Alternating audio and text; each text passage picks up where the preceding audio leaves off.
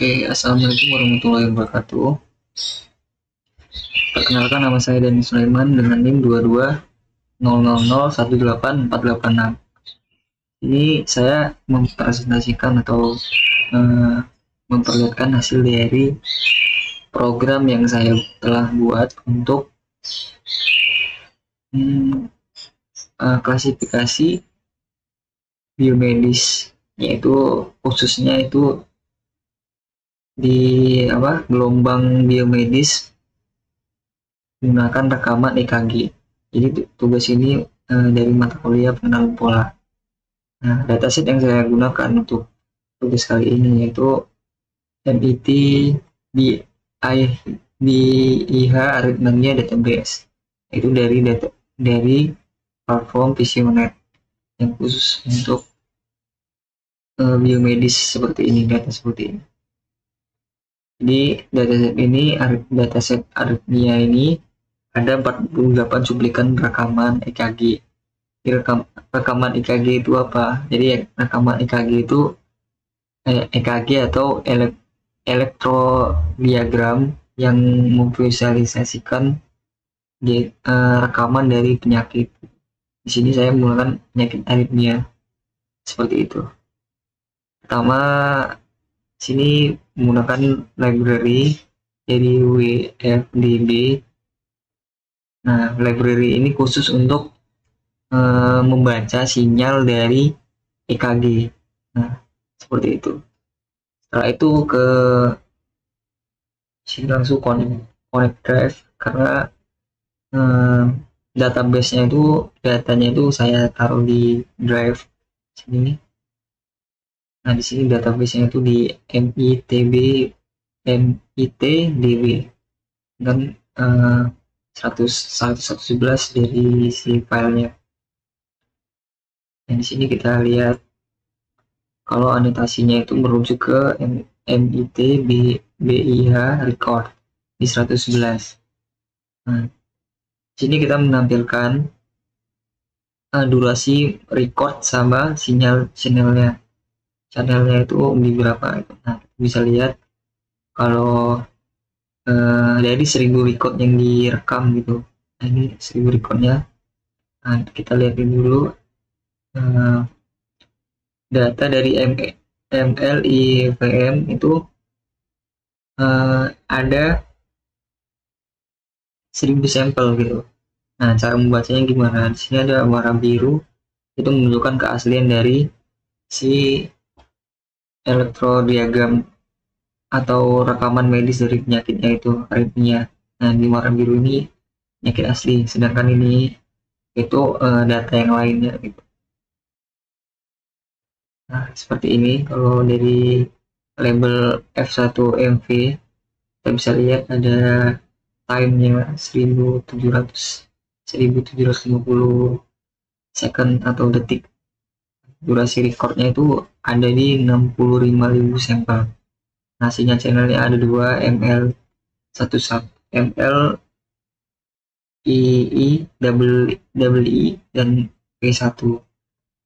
Sini kita lihat contoh sinyal EKG dari rekaman 1 dengan 1000 sampel. Nah, kita lihat amplitudenya itu di naik turunnya dari sinyal tersebut. Setelah itu kita lihat dari visualisasi data. Kita lihat memproses data tersebut atau processing data. Di sini ada poin penting, yaitu puncak R dari anotasi EKG, terus juga interval RR. Nah, kita lihat kode programnya, RPix sama dengan annotation sampel. Di anotasi dari sampel yang tadi itu diberi label diganti variabelnya menjadi RPix gitu. Terus hitung interval RR. Setelah itu ekstraksi fitur rata-rata standar deviation juga tetap dihitung. R kita jelaskan dulu R itu apa. R dalam EKG itu adalah anotasi yang paling relevan untuk mendeteksi detak jantung.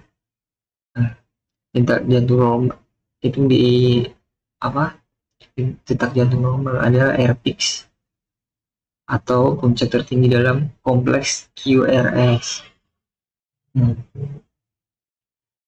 Terus RR interval adalah durasi waktu antara puncak R yang berurutan. Nah, ini pada dasarnya mengukur waktu antara satu detak jantung ke detak jantung berikutnya. Nah, itu dia. Jadi R itu untuk mendeteksi detak jantung normal. Kalau RR itu untuk mengukur waktu dari detak jantung. Nah, kita lihat sini fs sama dengan record.fs. Di sampelnya itu menggunakan 360 Hz. Terus RR-nya itu menggunakan detak jantungnya per detik gitu, per second gitu. fs ini per second kalau misalnya ya benar. Terus kita lihat rata-rata RR itu ada 0,8 atau 80%. Terus SDN ada di 0,05 atau 5%. Jumlah detiknya itu di 2133 detik. Terus NP random sheet ini untuk menggunakan random hasil reducible-nya. Yang kedua itu fungsi generate sinyal. Fungsi ini untuk sinusoidal sebagai bentuk dasar EKG.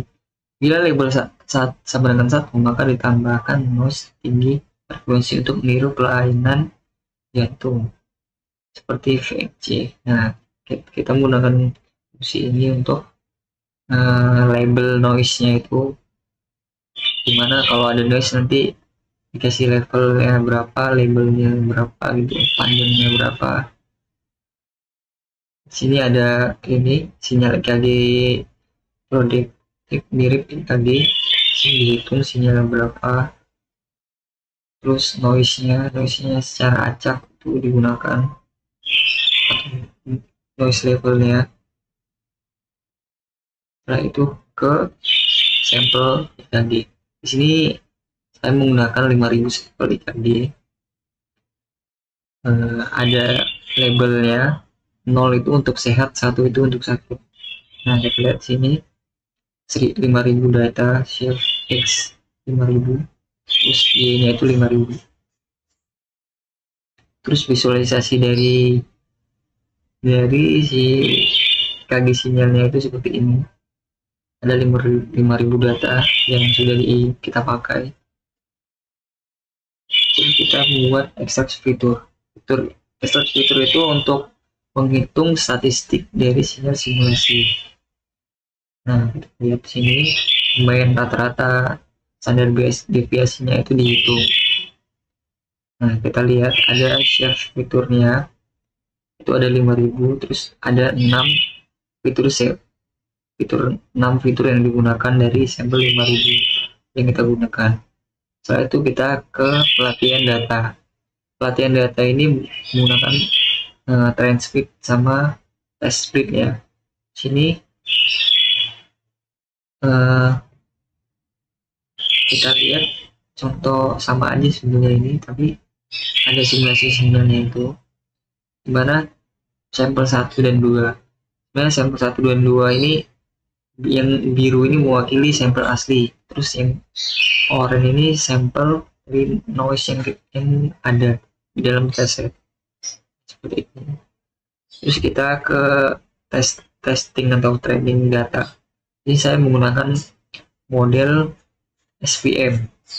Nah, dengan 20% data itu untuk testing dan 80% untuk training. Nah, jadi kalau divisualisasikan datanya itu ada 4000 untuk testing, 4000 untuk training, terus testingnya itu ada 1000 data. Nah, sini merupakan model SVM untuk melatih datanya dan testingnya. Nah, kita dapatkan kalau akurasinya itu sebanyak 50%. Dari data tersebut 5000 sampel, akurasinya itu 50%. Di sini kita lihat konfusi tematiknya. Sini true label, sakit dan sehat. Jadi sini tuh ada labelnya dikasih label sehat sama sakit. Terus kita lihat akurasinya 50% dari 1000 data, karena ini testing data ya, jadi pakainya itu 1000%, yang 1000 data. Nah, cara membacanya itu di sini ada predict label sama sakit. Predict label ada sehat dan sakit. Ini kita lihat sehat. Sehat itu diprediksi sebanyak 159. Nah, mesin itu memprediksi sehat itu benarnya sebanyak 159, dan mesin itu salah memprediksi sehat dengan 163 blood sampel. Nah, yang harusnya itu sakit jadi diprediksi sehat gitu. Nah, sebaliknya juga ada sakit yang diprediksi sakit itu benarnya sebanyak 344, sedangkan sakit yang diprediksi sehat sebanyak 334. Nah, seperti itu. Di sini saya sudah memaksimalkan ekstraksi fitur karena akurasinya itu hanya 50%. Jadi kalau dari 1000 data itu dia berhasil memprediksi sebanyak 500 data yang benar. Jadi saya coba dengan metode yang lain atau algoritma yang lain dengan menggunakan VCA. Di sini visualisasinya seperti ini. Terus sama saja hasilnya itu ada di 49%. Terus saya gunain balancing data, penambahan data agar balance supaya akurasinya itu tinggi. Terus menggunakan algoritma random forest, terus hasilnya itu tetap aja ke 150%. Nah, jadi kesimpulannya di sini saya menguji di 3 model yang berbeda. Ada SVM dengan 49% atau 50%, CE dengan 47%, dan Travelers dengan 49%. Nah, akurasi 49% ini menunjukkan masih banyak noise dari data tersebut. Data ini tidak seimbang dan kurangnya informasi fitur. Nah, walaupun menggunakan 5000 sampel dan testingnya itu 1000 sampel, tetap aja akurasinya itu rendah. Seperti itu. Jadi kesimpulannya dari proses prediksi yaitu mendeteksi penyakit sehat dan sakit dari si sinyal EKG-nya itu, kita bisa simpulkan kalau